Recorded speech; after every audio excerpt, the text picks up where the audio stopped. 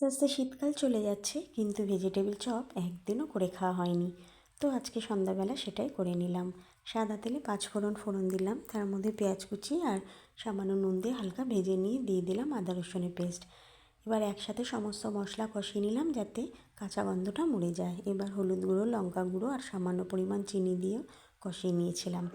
আগে থেকে কোরানো বিট, গাজর আর কাঁচা লঙ্কা কুচি দিয়ে ভালো করে রেডি করে নিলাম। এরপরে দিয়ে দিলাম কিছু ভাজা মশলা, এর মধ্যে 7 রকম মশলা রয়েছে।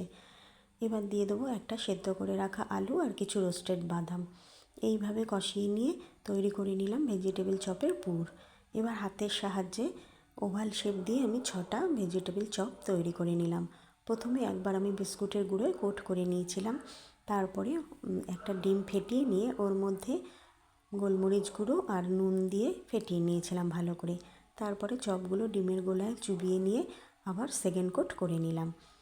এবার সাদা তেলে চপগুলো গরম গরম ভেজে নিয়ে সন্ধ্যাবেলায় সার্ভ করে দিলাম পেঁয়াজ আর সস দিয়ে।